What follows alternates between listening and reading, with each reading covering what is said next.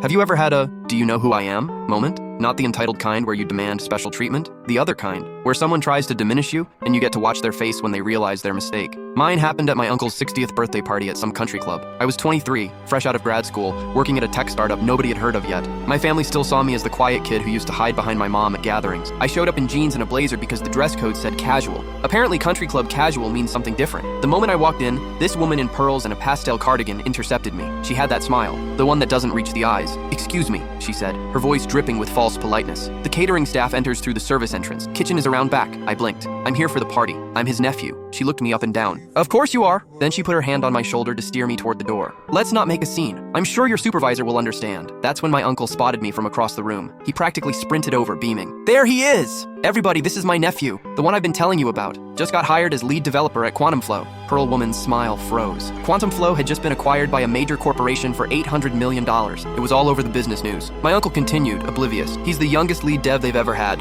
We're so proud." He grabbed my arm. "Come on, I want you to meet some people. This is Vivian, by the way. Her husband Darren handles investments for some of the members here." Vivian's face had gone from pink to white to red in about 10 seconds. "Oh," she managed. I mean, the jeans, what about them?" my uncle asked, genuinely confused. I could have helped her, could have made some excuse about the misunderstanding. Instead, I smiled and said, "She thought I was with the catering company. Easy mistake to make, I guess." My uncle's expression changed. He'd grown up poor, worked his way up, never forgot where he came from. "The catering company," he repeated slowly. "Why would you think that, Vivian?" She stammered something about dress codes and assumptions, but we all knew why. I looked young, I looked casual. I didn't look like I belonged in her world, therefore I must be the help. The thing is, I wasn't even angry. I dealt with worse. But watching her backtrack, watching her husband Darren materialize and start damage control, watching other members drift over sensing drama, I felt something shift. I'd spent my whole life trying to prove I belonged in rooms like this. Suddenly, I didn't care if I did. My uncle introduced me around. I met executives, entrepreneurs, old money, new money. Some were genuinely interested in my work. Others were just being polite. Vivian spent the rest of the party avoiding eye contact. Every time I glanced her way, she'd suddenly find something fascinating about her phone or the hors d'oeuvres. Later, my dad found me on the terrace. "Your uncle told me what happened," he said. "How are you handling it?" "I'm fine," I said, and I was. She made an assumption based on how I looked. She was wrong. That's on her, not me. That's mature. Yeah, well, I shrugged. 10 years ago, I would have gone home and cried. 5 years ago, I would have been angry. Now,